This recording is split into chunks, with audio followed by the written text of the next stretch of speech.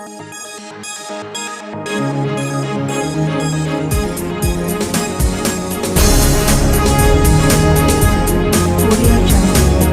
अमीश कुमार, आप देख रहे हैं जनता की आवाज़ न्यूज़ 24। आज हमारे पास मौजूद है रजनी जी। मैं इनके बारे में पहले मैं आपको बता दूं, ये दीघा विधानसभा का भावी प्रत्याशी, भावी उम्मीदवार हैं। अब हम इनसे कुछ वार्तालाप करेंगे। मैम, सबसे पहले आपका हमारे चैनल में आपका स्वागत है। जी, बहुत बहुत धन्यवाद। मैम, आपको किस विचार से आपको चुनावी मैदान में उतरने का मन आया? देखिए, हम लोग युवा वर्ग हैं और अगर बिहार की राजनीति की बात की जाए तो सबसे ज़्यादा अगर कोई परेशान है तो वो युवा वर्ग है। अगर आपको अच्छी पढ़ाई करनी हो 10th इंटर के बाद तो आपको बाहर जाना पड़ता है।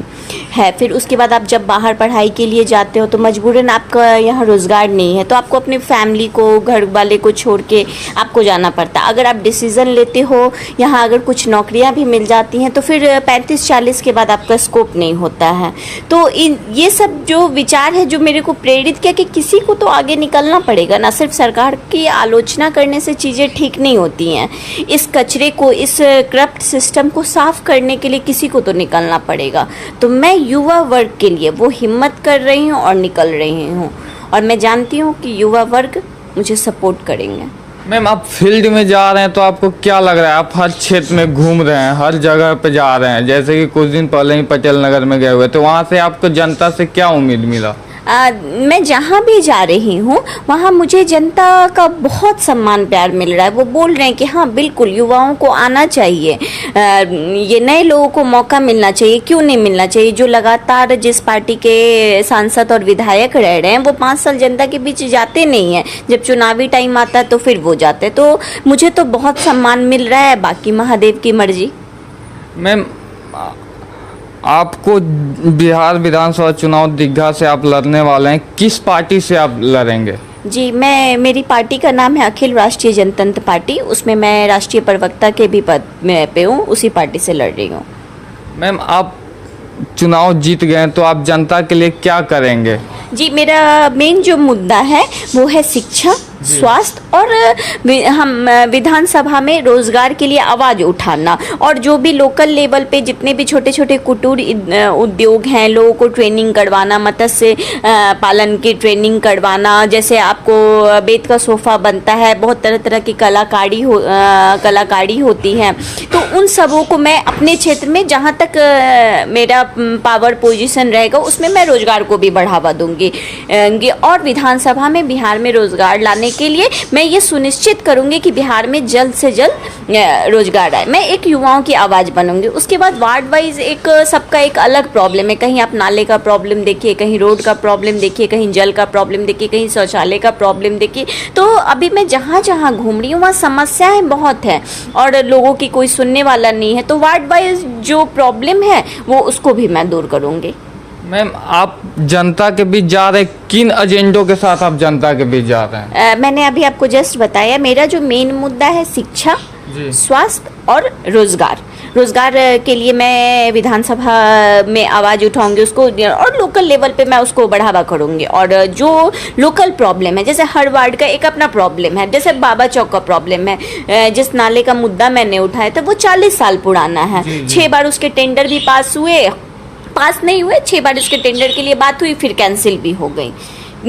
माननीय विधायक जी, माननीय सांसद जी उसका मुद्दा चुनाव के टाइम उठाते हैं और फिर उस पर काम नहीं होता। तो हर वार्ड का एक अपना प्रॉब्लम है, तो उस सारे प्रॉब्लम को मैं 6 महीने से 1 साल के अंदर मैं उसको दूर करने का यथासंभव मैं उसको प्रयासरत रहूँगी। मैम, सभी लोग श्वासन देते हैं, सभी लोग विश्वास दिलाते हैं कि हम जीतेंगे तो हम ये काम करेंगे। आपका क्या भरोसा? आप भी सबके तरह हो सकते हैं। देखिए, मैं सबके तरह होंगी चाहे नहीं होंगी ये तो तब पता चलेगा ना जब मुझे मौका मिलेगा। अभी तक मुझे मौका ही नहीं मिला, तो ये तो आपका प्रेडिक्शन है कि रजनी कुमारी एक युवा सोच की बात करती है, युवाओं की बात करती है, वो वैसे निकलेंगे कि नहीं ये तो मुझे मौका मिलने के बाद है ना। हाँ, सेकेंड टाइम जब मैं अगले बार आऊंगी तब ये बात आप कर सकते हैं कि अगर मैं नहीं 5 साल आपको दर्शन दी, अपने क्षेत्र में नहीं घूमी, तब ये सवाल उठ सकता है। अभी तो मुझे मौका नहीं मिला, मैं लोगों से मौका मांगी, तो अभी इस सवाल का कोई मतलब नहीं है। जैसे नहीं कहने का मतलब कि हर लोग विश्वास दिलाता है कि हम काम करेंगे, लेकिन वे लोग करते नहीं हैं। मैं लोगों का तो नहीं जानती हूँ ना, मैं अपने बारे में जानती हूँ। तो मुझे, मैं करूँगी चाहे नहीं करूँगी, इस बात का कोई भी फैसला तब ना होगा जब मैं आऊंगी, जब मैं विधानसभा जाऊंगी तब ना उसका फैसला होगा। मैं भी वैसे ही लिखूंगी, ये लोगों का प्रेडिक्शन हो सकता है। मैं तो इसलिए, मैं आज जो मैं चुनाव लड़ने का मैं डिसीजन ले रही हूँ, मैं युवा वर्ग का आवाज़ बनने की कोशिश कर रही हूँ। उसके पीछे का क्या कारण है? जैसे जनता दुखी है, 15+15 30 साल की आप राजनीति देख लो, जिसमें शिक्षा, स्वास्थ्य, रोजगार जैसे मैटर पे बात ही नहीं करता, पक्ष हो चाहे विपक्ष हो। तो मैं भी इसी सिस्टम से दुखी होके आज मैं निकली, क्योंकि अगर मैं सुबह से शाम तक मैं सिर्फ सरकार को गाली दूं, सरकार की आलोचना करूं कि सरकार ये नहीं करती, वो नहीं कर, उससे तो कुछ होगा नहीं। आप देख सकते इस तरह के कितने संगठन हैं, हम लोगों ने भी कई बार इसके लिए आवाज उठाया। तो जब तक सिस्टम में दिमाग लग चुका है, तो सिस्टम को ठीक करने के लिए किसी अच्छे व्यक्ति को तो सिस्टम में आना पड़ेगा ना, तो बस उसी के प्रयास में हूँ। जी, एक लास्ट क्वेश्चन है। अभी कुछ दिन पहले नीतीश कुमार ने ऐलान किया है कि दलित परिवार में किसी का भी मर्डर होता है या कुछ घटना से एक्सपायर कर जाते हैं तो उनको सरकारी नौकरी दी जाएगी। इस पर आपकी क्या विचार है? मैं अपने राज्य के, मैं पटना वासियों के दलित भाइयों से कहूँगी कि आप इनका विरोध करें, सपोज कीजिए। आज आप देख रहे हैं बिहार में महिला क्राइम को लेके कितना आगे हो गया है, तो आप देख सकते हैं। तो मैं दलित भाइयों से कहूँगी कि अगर आपकी बेटी को अपहरण होता है, गैंग रेप होता है और हत्या होता है, तो शायद आपको न्याय ना मिले, लेकिन आपको जॉब मिलेगा। तो आपको क्या चाहिए? न्याय चाहिए चाहे जॉब चाहिए। और मैं तमाम क्षेत्रवासियों से, बिहार वासियों से कहना चाहूँगी, ये जो दलित कार्ड खेला जाता है, कभी जातिवाद का कार्ड खेला जाता है, कभी धर्म का कार्ड खेला जाता है, ऐसे लोगों को बाहर का रास्ता दिखाइए। नहीं तो 70 साल की राजनीति के आने वाले 140 साल की राजनीति में हम बिहारियों का कुछ नहीं होगा। आप देख सकते हैं हम बिहारी कितने टैलेंटेड हैं, देश को सबसे ज़्यादा डॉक्टर देते हैं, इंजीनियर देते हैं, IAS ऑफिसर देते हैं, IPS ऑफिसर देते हैं, लेकिन हम कहाँ हैं? हमारे बारे में कोई नहीं सोचता है। तो ये वक्त है, ऐसे लोगों को आप बाहर का रास्ता दिखाइए। और ये जो विधानसभा चुनाव होता है, ये क्षेत्रीय चुनाव के मुद्दे पे कीजिए, अपना नेता चुनिए। केंद्र का मुद्दा अलग होता है, लेकिन ये जो क्षेत्रीय चुनाव, इसमें क्षेत्र का मुद्दा होना चाहिए, तो उस मुद्दे पे अपने नेता को चुनिए। ये आज देखिएगा, राजनीति बड़े बड़े पार्टी की सिर्फ जागीरदार बन के रह गई है। लोग टिकट खरीदते हैं, लोग टिकट बेचते हैं। तो आप भी सोचिए ना, जो चुनाव में 2 करोड़ 4 करोड़ रुपया लगाएगा, तो वो क्या फिर 5 साल काम करेगा? नहीं, वो इसके लिए एक जस्ट लाइक इन्वेस्टमेंट होता है, एक बिजनेस होता है। इसलिए राजनीति को मैं अपने सारे क्षेत्रवासियों को, बिहार वासियों को कहना चाहूँगी कि राजनीति को आप किसी बड़ी पार्टी का जागीरदारी नहीं बनने दीजिए। आम लोगों को, नए लोगों को, युवा वर्ग को भी मौका दीजिए, और मौका मिलना चाहिए।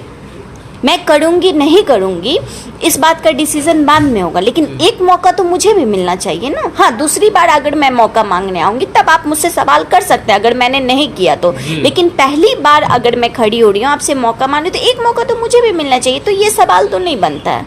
और युवा वर्ग काम करके दिखाते, खास करके हम जैसे मिडिल क्लास के लोग। मैम, कुछ दिन पहले, 3-4 दिन पहले ही एक मुजफ्फरपुर की घटना है सामने आई है कि अभी तक सरकार ने, सभी लोग ने परिजन को बोला कि 24 घंटा से 48 घंटा के अंदर आपकी बेटी बरामद हो जाएगी। अभी तक सरकार सोई हुई है, अभी तक उनकी बेटी बरामद नहीं हुई है। इस पर आपके क्या विचार? मैं तो अब सरकार से किसी भी तरह के, खास करके बेटियों के मामले में, मैं न्याय की उम्मीद ही नहीं रखती हूँ। आपको शायद राजगीर रेप कांड याद होगा, जिसमें लड़की का वीडियो वायरल हुआ था, जिसमें 7 से 8 लड़के थे। और वीडियो वायरल होने के बाद 17-18 दिन हो गए थे, चार्जशीट तक नहीं फाइल हुआ। हमारी पार्टी, अखिल राष्ट्रीय जनतंत्र पार्टी ने 18 अक्टूबर को उसी रेप के खिलाफ गांधी मैदान से डाक बंगला चौराहा तक मार्च निकाला था, जिस मार्च को सरकार के द्वारा दबा दिया गया था। तो अब तो मुझे कोई उम्मीद ही नहीं है। बस यही सब सिस्टम मुझे दुखी कर। मैं नाम नहीं लूँगी, आपको 3-4 महीने पहले की एक घटना बताती हूँ। एक स्कूल की एक छोटी बच्ची के साथ रेप हो गया और उसका केस पुलिस नहीं ले रही थी। तो आखिर सरकार कहाँ कमजोर है? किसी भी चीज को मैं नाम नहीं लूंगी। मैटर कहाँ का था? किस पटना का ये था? पटना का ही मैटर था। मैं नाम नहीं लेना चाहूंगी क्योंकि परिवार की छवि खराब होती है, लेकिन ये 5 साल की बच्ची के साथ घटना हुआ था। तो सिस्टम कहाँ कमजोर है, आपको कौन हाथ रोका है, ये अब सरकार को बताना होगा और लोगों को भी पूछना होगा। सरकार हमारा मुद्दा तय नहीं करे जी। हमें क्या चाहिए सरकार से, ये हम तय करेंगे।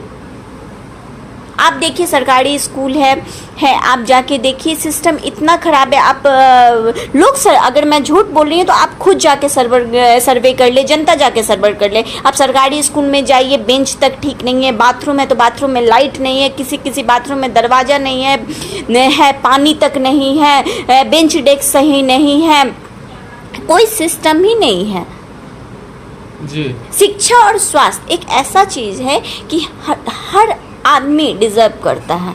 आप टैक्स एक बच्चा जो जन्म लेता है उसका आप दूध भी खरीदते हो तो वो भी टैक्स दे के लेते हैं। तो देश, एक भिखारी भी हमारे यहाँ एक बिस्किट भी वो 5 रुपए का खरीदता है, उस पर भी वो टैक्स पे करता है। तो हमारी जो 123 करोड़ की आबादी है, हर व्यक्ति टैक्स पे करता है। तो शिक्षा और स्वास्थ्य ये तो सरकार की जिम्मेदारी और हमारा एजेंडा ही यही है। अभी हम लोग फिलहाल 50 सीट पे उतारने की सोच रहे हैं, 20 सीट फाइनल हो गया है, बाकी सीटों पे बात चल रहा है। हम लोग आते हैं तो हम लोग का एजेंडा ही यही है कि हम अपने क्षेत्र में काम करके दिखाएंगे, शिक्षा स्वास्थ्य की स्थिति को मजबूत करके दिखाएंगे, अच्छा करके दिखाएंगे और रोजगार के लिए जहाँ तक होगा हम प्रयास करेंगे, उसके लिए हम केंद्र तक आवाज़ उठाएंगे। तो एक मौका तो मिलना चाहिए ना।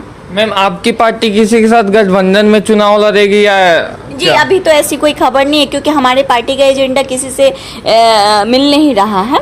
तो अभी तो फिलहाल हम लोग इस पे विचार नहीं किए, लेकिन देखिए कोई अगर उस टाइप की पार्टी मिलती है जिनका एजेंडा हमारे एजेंडे से मैच करता है तो हो भी सकता है, लेकिन अभी हम लोगों ने फिलहाल इस पे कोई बात नहीं करना चाहेंगे अभी इस मैटर पे। धन्यवाद मैम।